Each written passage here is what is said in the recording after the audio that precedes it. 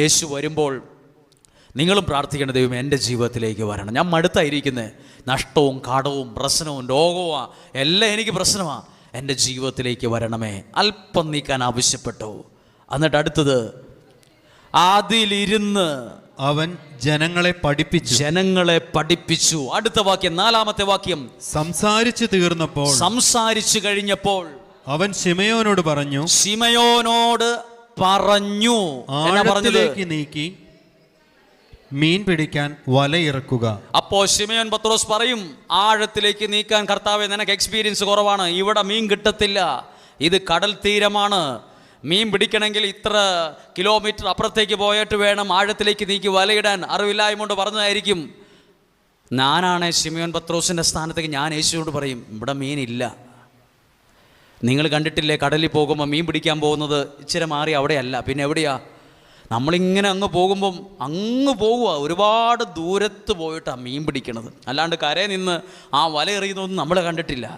മീൻ പിടിക്കുന്ന ആൾക്കാരോട് ചോദിക്കാം, പിന്നെന്താ ശിമയോൻ പത്രോസ് പറഞ്ഞില്ല, ഇവിടെ മീനൊന്നുമില്ല, അങ്ങുള്ളിലേ മീനുള്ളൂ. അങ്ങുള്ളിൽ ആ മീൻ ഉള്ളേലും ദൈവത്തിൻ്റെ വാക്കിൽ നീ അധ്വാനിച്ചാൽ അവിടെ കിട്ടാത്തത് ഇവിടെ കിട്ടും. അവിടെ കിട്ടാത്ത, നമ്മൾ അധ്വാനിച്ച് നമ്മുടെ ബുദ്ധി കൊണ്ട് പണിയെടുത്തിട്ട് അവിടെ ഒന്നും കിട്ടാത്തത് നിന്റെ കൺമുമ്പിൽ കൊണ്ടുവരാനൊക്കെ ദൈവത്തിന് സാധിക്കും. അതാ എഴുതിയിരിക്കുന്നത്. യേശു പറഞ്ഞു, ആഴത്തിലേക്ക് നീക്കി മീൻ പിടിക്കാൻ വലയിറക്കുക. ശിമയോൻ പത്രോസ് പറഞ്ഞില്ല, ഇവിടെ മീനൊന്നുമില്ല, ഇവിടെ എന്നാ വല ഇറക്കാനാ, ഇന്നലെ മുഴുവൻ അധ്വാനിച്ചിട്ടൊന്നും കിട്ടിയിട്ടില്ല. പുള്ളി അവസ്ഥ പറയുന്നുണ്ട്. 5-ാമത്തെ വാക്യം, ശിമയോൻ പറഞ്ഞു, ഗുരു, രാത്രി മുഴുവൻ അധ്വാനിച്ചിട്ട്. രാത്രി മുഴുവൻ ഒരുപോലെ കണ്ണടച്ചിട്ടില്ല. രാത്രി മുഴുവൻ, ഇന്നലെ പോയതാ, അല്പം കട്ടൻ കാപ്പിയായിട്ട് ഇന്നലെ പോയതാണ്, ഒന്നും കിട്ടിയിട്ട് രാത്രി മുഴുവൻ അധ്വാനിച്ചിട്ടും ഞങ്ങൾക്കൊന്നും കിട്ടിയിട്ടില്ല. അപ്പൊ മനസ്സ് മുഴുവൻ എന്താ? ഇത് സന്തോഷത്തിന്റെ വാക്കാണോ, വിഷമത്തിന്റെ വാക്കാണോ, നിരാശയുടെ വാക്കാണോ? ആരെങ്കിലും മനസ്സിൽ നിരാശയുണ്ടോ? ഡൗൺ ആണോ? ചിലർ പറയും, ഞാൻ ഒത്തിരി ഡെസ്പായി പോയി കേട്ടോ, ഡൗൺ ആണ്, എനിക്കൊന്നും പറ്റുന്നില്ല, എനിക്ക് ചിരിക്കാൻ പറ്റുന്നില്ല, സന്തോഷിക്കാൻ പറ്റുന്നില്ല. എവിടെയെങ്കിലും നിരാശയിലാണോ നിങ്ങളുള്ളത്? സാരയില്ല, അടുത്ത വാക്യം നോക്കിക്കോ. ശിമയോൻ പത്രോസും നിരാശയിലാണെങ്കിലും അടുത്ത വാക്യം ഒന്ന് വായിക്കുകയാണ്. എങ്കിലും ആ വാക്ക് നിസ്സാരമായ വാക്കല്ല, ഒരു ജീവിതത്തിനോളം ആഴമുള്ള വാക്കാണ്. എന്ത്? എങ്കിലും എനിക്ക് പ്രശ്നമുണ്ട്, പ്രതിസന്ധിയുണ്ട്, രാത്രി മുഴുവൻ അധ്വാനിച്ചിട്ട് ഒന്നും കിട്ടിയിട്ടില്ല, എങ്കിലും അടുത്ത വാക്യം, നീ പറഞ്ഞതനുസരിച്ച് ഞാൻ വലയിറക്കാം. അവിടെ ഏത് വാക്കിനാ വില കൊടുത്തത്? ശ്രദ്ധിച്ചോ? യേശു പത്രോസ്ലിഹ പറയാണ്, നിന്റെ വാക്ക് ഞാൻ ഈ വള്ളത്തിൽ ഇരുന്നോണ്ട് അനുസരിക്കും. ഹല്ലേലൂയ. ദൈവത്തിന്റെ വാക്കനുസരിക്കുന്നവരുടെ ജീവിതം ഓരോ ദിവസവും അനുഗ്രഹിക്കപ്പെട്ടുകൊണ്ടിരിക്കും. ഹല്ലേലൂയ.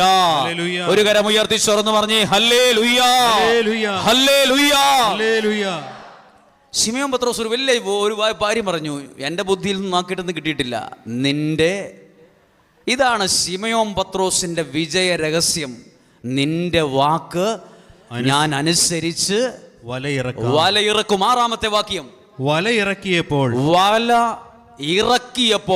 വളരെയേറെ മത്സ്യങ്ങൾ അവർക്ക് കിട്ടി. അഡ്ജക്റ്റീവാണ്.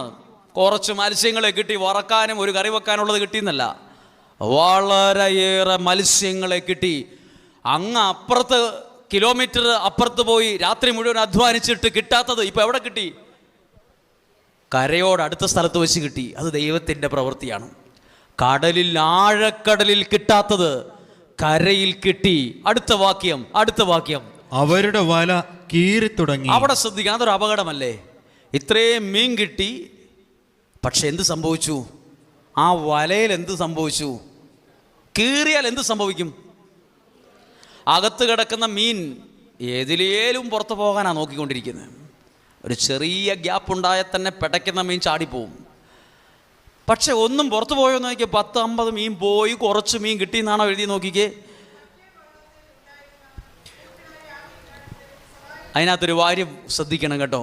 വല കീറി തുടങ്ങിയാലും ഒരെണ്ണം പുറത്തു പോയില്ല. അവിടെ ഒരു കുഞ്ഞു കാര്യം മനസ്സിൽ പറഞ്ഞ് പതിപ്പിച്ചോ. ദൈവം തന്നതാണെങ്കിൽ ഒരെണ്ണം നഷ്ടപ്പെട്ടു പോകില്ല. ആമേൻ. ഹല്ലേലൂയ. ഇത് ശ്രദ്ധിച്ചു, ഇത് മീൻ്റെ കാര്യമല്ല, എല്ലാ കാര്യമാണ്. ദൈവം തന്ന ശുശ്രൂഷയാണ്. ചില കീറലൊക്കെ വരും. ദൈവം എനിക്കെന്ന കുടുംബജീവിതമാണ്. ഇന്നിച്ചിരി വിഷമവും വാക്ക് തർക്കവും പിണക്കവും ഒക്കെ ഉണ്ട്.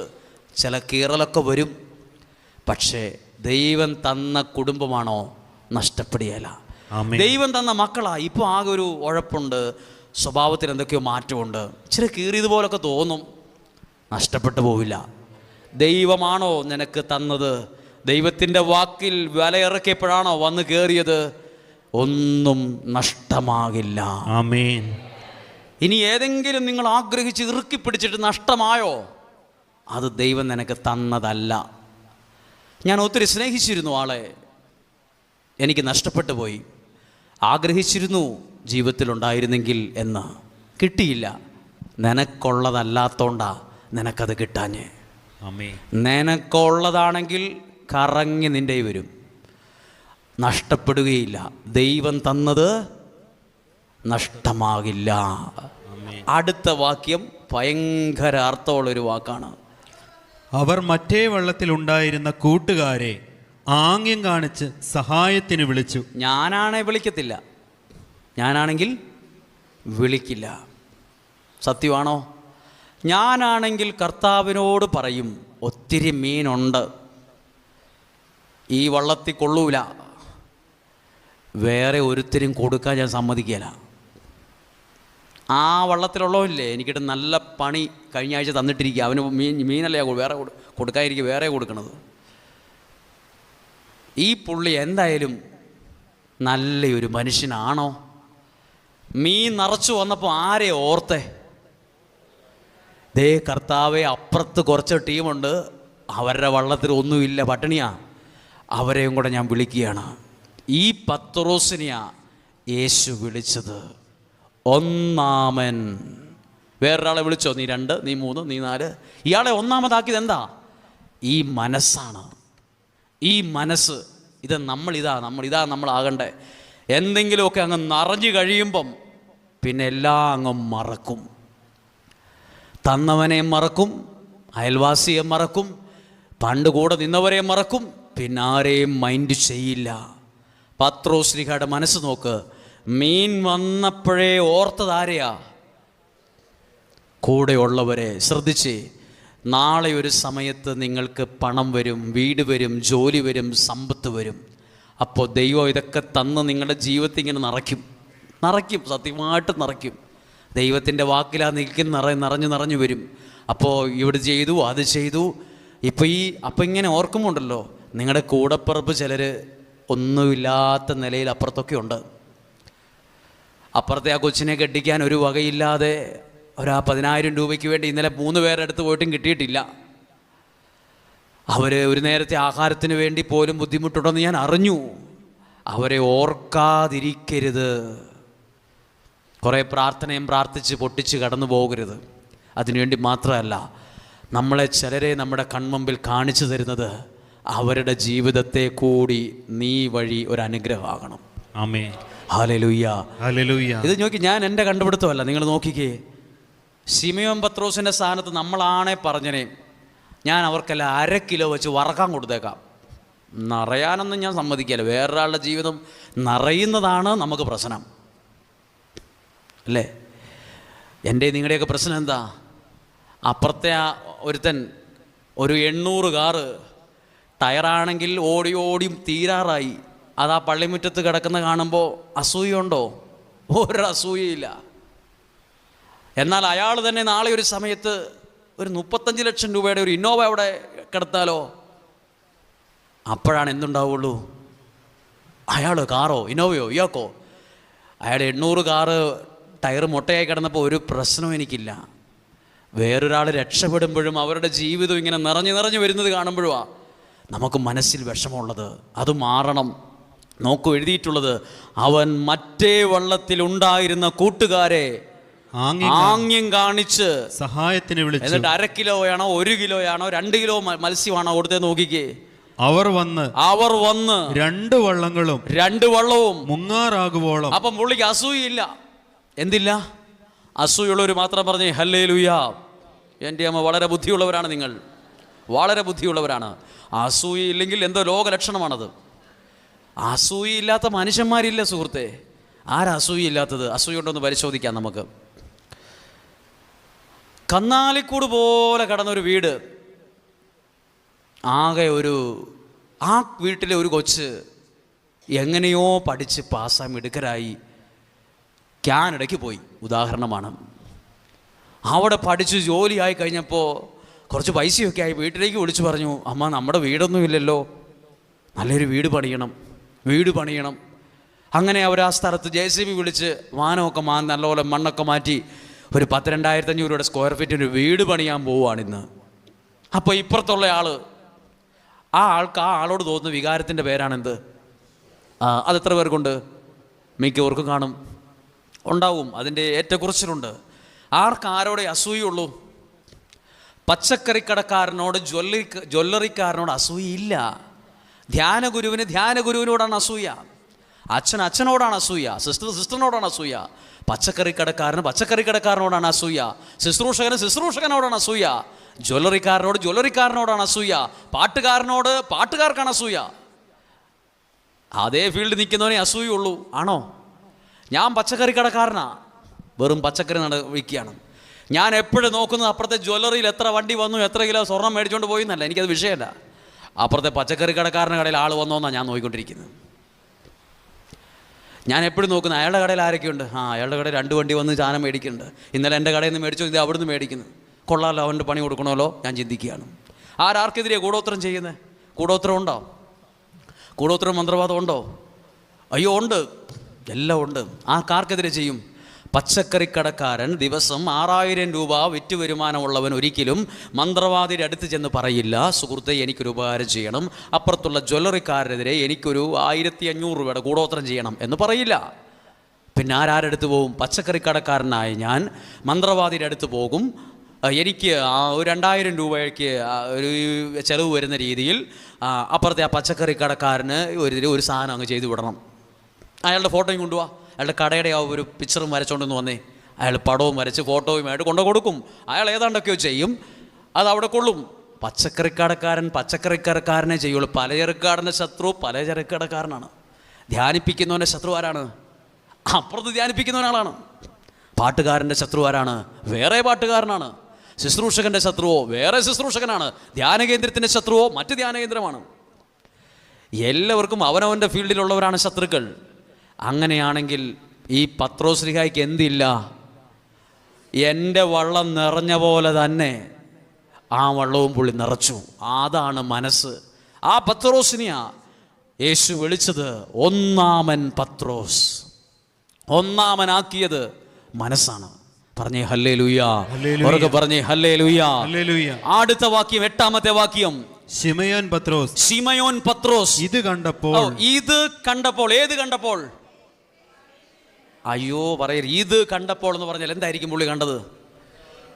അതല്ല, ഈ 1/2 മണിക്കൂർ മുമ്പ് വരെ ഈ വള്ളത്തിനകത്തൊരു മീൻ കുഞ്ഞു പോലും ഇല്ലായിരുന്നു. ഇപ്പൊ നിറച്ചു മീൻ. ഇത് കണ്ടപ്പോൾ ഇന്നലെ വരെ ഇല്ലാതിരുന്ന സാഹചര്യം വള്ളത്തിൽ നിന്ന് പിടയ്ക്കുന്ന മീനായി നിറഞ്ഞു കിടക്കുന്നത് കണ്ടപ്പോൾ, ഇതൊക്കെ നിങ്ങൾ കാണും കേട്ടോ. ഇത് കണ്ടപ്പോൾ എൻ്റെ കഴിവാ, ഞാൻ വലയെറിഞ്ഞതിൻ്റെയാന്നല്ല പറഞ്ഞത്. ഇത് കണ്ടപ്പോൾ പത്രോസ്ലിഹ എന്നാ പറഞ്ഞത്? യേശുവിൻ്റെ കാൽക്കൽ വീണ്, കർത്താവേ എന്നിൽ നിന്ന് അകന്നു പോകണമേ, ഞാൻ പാപിയാണ് എന്ന് പറഞ്ഞു. ശ്രദ്ധിച്ചോ? ഞാനാണ് ഈ സ്ഥാനത്ത് നിൽക്കുന്നെങ്കിൽ ഇത്രയും മീൻ കാണുമ്പോൾ ഞാൻ മാർക്കറ്റിലേക്കായിരിക്കും ഓടുന്നത്. ഞാനിപ്പോൾ ചിന്തിക്കും, ഇത് കൊണ്ടുപോയി മാർക്കറ്റ് വിറ്റിട്ട് വേണം ആ ചിട്ടിക്കുള്ള പൈസ അടയ്ക്കണം, ആ ഒരു പൈസ ഇങ്ങോട്ട് കൊടുക്കാനുള്ളത് കൊടുക്കണം, പിന്നെ വെപ്രാള 10 കാശ് വരുമ്പോഴാണ് എന്തുണ്ടാകുന്നത്? പത്രോസ്ലിഹ മുണ്ടും കയറ്റി കുത്തി മാർക്കറ്റിലേക്ക് ഓടി എന്നാണോ എഴുതിയിരിക്കുന്നത്? നോക്കിക്കേ. ശിമയോൻ പത്രോസ് മീൻ കണ്ടപ്പോൾ, വള്ളം നിറച്ചു മീൻ കണ്ടപ്പോൾ, മാർക്കറ്റിന് എന്നാ ഉണ്ട് വില, എന്നതിന് ലേലത്തിന് വെക്കണം, മാർക്കറ്റിലേക്കല്ല ഓടിയത്, തന്നവന്റെ കാലേൽ കമിഴ്ന്നു വീണു. ദൈവം നിങ്ങളെ അനുഗ്രഹിക്കുമ്പോൾ, പണം ജീവിതത്തിൽ വരുമ്പോൾ പണത്തിന്റെ ഒപ്പം ഉരുളരുത്. അത് നൽകിയ ദൈവത്തെ മറക്കരുത്. പണം വരുമ്പോൾ ദൈവത്തെ മറന്ന അനേകരുണ്ട്. പറഞ്ഞേ ഹല്ലേലൂയ. നിങ്ങൾ ശ്രദ്ധിക്കൂ, നമ്മൾ നാളെ നിങ്ങളുടെ മക്കളോട് പറയണം കേട്ടോ, ഇത് വായിച്ചിട്ട് 10 കാശും ചില സൗന്ദര്യവും ഏതെങ്കിലും ഒരു രാജ്യത്ത് PR-ഉം അവിടെ 1-2 വീടും ഇഷ്ടംപോലെ വണ്ടിയും ഇവിടെയും സ്ഥലം അവിടെയും വീടൊക്കെ വരുമ്പം പലരും ദൈവത്തെ മഷിയിട്ട് നോക്കിയാൽ പോലും ഒരാളെ പള്ളി കാണിയല്ല, മാഷിയിട്ട് നോക്കിയാൽ പോലും ഒരാളെ കാണിയല്ല. പത്രോസ്ലിഹായുടെ ഒരു മാതൃകയാണ്. ദൈവത്തിൻ്റെ കാലിൽ കമിഴ്ന്നു വീണു, തന്നവനെ മറക്കാത്തൊരു പത്രോസ്. Hallelujah, hallelujah. ഇത് നിങ്ങളുടെ ജീവിതത്തിലും ഇത് വലിയൊരു അനുഗ്രഹമായി മാറും. തന്നവനെ മറക്കരുത്. എൻ്റെ കൊച്ചിന് നല്ല മാർക്ക് കിട്ടി, ദൈവമാ അത് തന്നത്, ദൈവമാ തന്നത്. ആണോ അല്ലയോ? +2 കഴിഞ്ഞ കുറച്ച് വർഷങ്ങൾക്ക് മുമ്പ് അധ്യാപകൻ്റെയും ഭാര്യയും ഭർത്താവും അധ്യാപകരാണ്. ഭയങ്കര അഭിമാനമായിരുന്നു അവർക്ക്. കൊച്ചിന് അവിടെ ഫസ്റ്റ്, ആ പ്രസംഗ മത്സരത്തിൽ ഫസ്റ്റ്, ഒരു വലിയ അലമാരിക്കകത്ത് നിറച്ച് സ്കൂളിൽ നിന്ന് കിട്ടിയ സമ്മാനങ്ങളും എല്ലാം വലിയ ട്രോഫികളൊക്കെ വച്ചിരിക്കുക. എല്ലാവരും പറയുന്നു കൊച്ച് ഡോക്ടറാകും, കൊച്ച് എഞ്ചിനീയറാകും. ഭയങ്കര സ്വപ്നങ്ങളായിരുന്നു. +2 പരീക്ഷയ്ക്ക് ഒരുങ്ങുന്നതിന് കുറച്ച് ദിവസം മുമ്പ് ഈ കൊച്ച് സൈക്കോളജിക്കലി ഡൗൺ ആയിപ്പോയി എന്ന് പറഞ്ഞാൽ ഓഫായിപ്പോയി ആൾ എന്ന് പറഞ്ഞാൽ കൊച്ച് മുറി ഇന്ന് പുറത്തിറങ്ങിയല്ല. അവസാനം പിടിച്ചു വലിച്ച് മുറിയുടെ പുറത്ത് ഒരു കൈ തുറക്കുകയല്ല, കൈ ഇങ്ങനെ അമർത്തി ഇങ്ങനെ പിടിച്ചിരിക്കും, കൈ തുറക്കുകയല്ല, ഒന്നും മിണ്ടിയല്ല. ടെൻഷൻ കയറിയിട്ട് കൊച്ച് ഓഫായിപ്പോയി. ആ വർഷം പരീക്ഷ എഴുതിയില്ല. പിന്നെ പല കൗൺസിലിങ്ങിന് കൊണ്ടുപോയി മരുന്ന് കഴിക്കേണ്ടി വന്നു. അപ്പോഴാണ് കുറച്ച് നോർമലായി വന്നുകൊണ്ടിരിക്കുന്നേ ഉള്ളൂ. ഡോക്ടറാകും എന്ന് പറഞ്ഞ കൊച്ചായിപ്പം.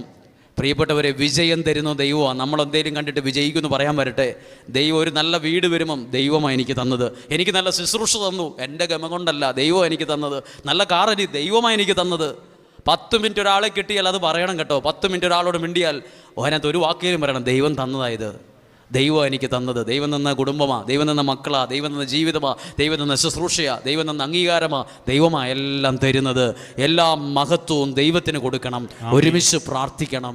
ഹല്ലേലൂയ, ചേർന്ന് പറഞ്ഞേ ഹല്ലേലൂയ, ഹല്ലേലൂയ. ശ്രദ്ധിച്ച് നമ്മൾ ഇന്ന് കേട്ട വചനങ്ങളെല്ലാം ഒന്ന് മനസ്സിലേക്ക് കൊണ്ടുവരികയാണ്. കുറച്ച് മണിക്കൂർ സമയം നമ്മൾ കേട്ടു. ദൈവത്തിൻ്റെ വചനം, ദൈവത്തിൻ്റെ ഇടപെടൽ, ദൈവം ഭ്രാന്തനായൊരു മനുഷ്യനെ ദെക്കോപോളിസിൽ വചനം പ്രഘോഷിക്കുന്ന സുവിശേഷകൻ ആക്കി മാറ്റിയത് കണ്ടില്ലേ? തകർന്നവനെ പണിതെടുത്ത ദൈവം. എല്ലാം ഒന്നുമില്ലാതിരുന്നപ്പോഴും ദൈവം ആ ജീവിതത്തിലേക്ക് കയറി വന്നപ്പം മത്സ്യങ്ങളെ കൊണ്ട് ആ വള്ളം നിറഞ്ഞത്. ഇതുപോലെ ജീവിതവും നിറയും, ഇതുപോലെ സാഹചര്യങ്ങളും മാറും.